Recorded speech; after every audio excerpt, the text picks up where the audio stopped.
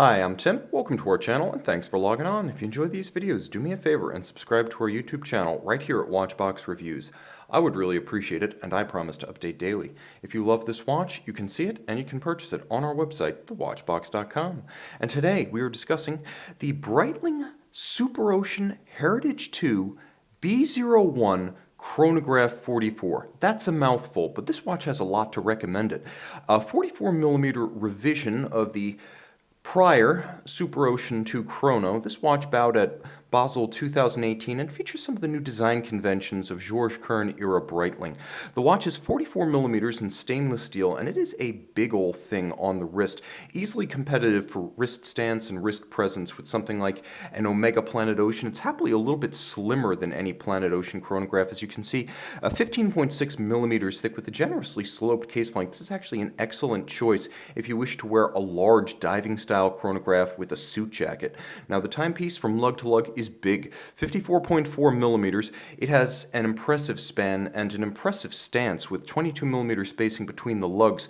Breitling fits a Ocean Classic bracelet, which I find one of the most appealing mesh-style bracelets on the market and one of the most appealing Breitling bands, period. As you can see, a straight bar interface with the lug. It's a little bit of a vintage style, late 1960s through 1970s, mesh style with a very tight interlink. You can see that there's really no daylight showing through, so the manufacturing tolerances are superb because of the many microscopic links. It feels more like a piece of silken fabric than a band of metal. Very comfortable on the wrist, but easy to size. You can see it uses conventional sizing screws to get the perfect fit, and the timepiece featuring a series of anchoring points for the bracelet, by the way, removable links on both sides, but anchoring points inside the clasp, so you can actually change the point where it joins the clasp.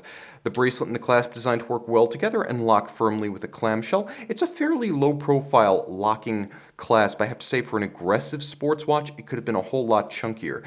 Moving back to the case, you can see that this case is strong, and one of the tricks that Breitling uses to get it a little bit slimmer than something like a Planet Ocean is it extends the hoods of the lug to about the 1/4 mark of the bezel's knurled height. You can see how the bezel is actually sunken into the case band below the tops of the lugs. That gives the lugs a broad, full form, but it also allows the watch to be a little bit slimmer than if the bezel were truly sitting on top of the lugs. You'll also appreciate that the case is simple and forceful, with strong, almost Carrera-like lugs, and vintage-inspired on the crown side. The SuperOcean Heritage has no crown guard, and frankly, you won't miss it. Once on your wrist, the watch is pretty much protected unless you're doing something truly crazy. In general, if you're going to shear this crown off while the watch is on your wrist, you're going to be short at least a few fingers. Vintage-style pump pushers, and I prefer the crown guard-less profile because it's simply easier to get to the crown. That's important on a dive watch when your hands might be wet, sweaty, or gloved during use. Note the captive bezel arrangement with those screws built into the bezel. That ensures that the bezel is not snapped into place, but rather screw-fixed in place. So unlike a Rolex or Omega bezel, and much like a Zinn bezel, you can't accidentally snap it off just by knocking it against a door or a hard surface. Now, the bezel insert, this is a change from Breitling's past, it is ceramic, so it's effectively as scratch resistant as the sapphire, and the dial and bezel both are minimally calibrated, part of the throwback aspect of this watch. It's designed to recall the original Breitling SuperOcean 1004 reference from the late 1950s and the SuperOcean chronographs that followed, so you have stick indices, minimal calibration, vintage SuperOcean script, and no actual calibrations other than hash marks on the bezel itself. Now, you can time two things. By the way, listen to that to 10. That, folks, is one of the loudest, sharpest, and most satisfying dive bezel detents you'll encounter. And the micro knurling digs into the skin. You can really dig your fingers in and get a sharp grip on it. I recommend it. Line up the bezel pearl with the minute hand, and now you have 0 to 60-minute timer. You can actually time two things at once. One with the chronograph, one with the bezel. And you will want the bezel in spite of the chronograph, because if you need time something between 30 and 60 minutes, the bezel's really your only choice, because the chrono register up to 30 minutes and then it starts again. Nicely placed, discrete monotone date disc and window at 4:30, and I actually like this because it doesn't break up the symmetry of the dial.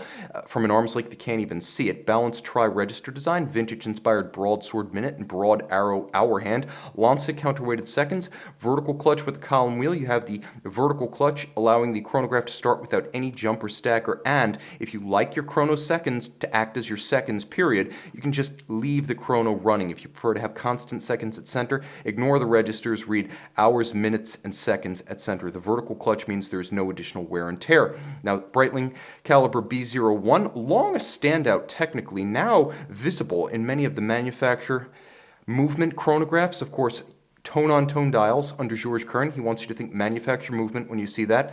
The movement itself, 47 joules, automatic winding, 4 hertz beat rate, Edicron regulation, COSC certified Swiss chronometer. It is a vertical clutch and column wheel combination, so you get the crisp actuation of a column wheel mechanism and the smooth engagement of the vertical clutch.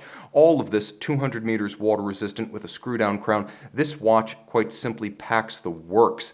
One of the finest diving chronos you can buy and one of the most undersold and somewhat underrated brands in the business. The SuperOcean deserves your consideration. The SuperOcean Heritage 2 Chrono 44 deserves your purchase. See it and make your choice on the watch box. SuperOcean Heritage 2 B01.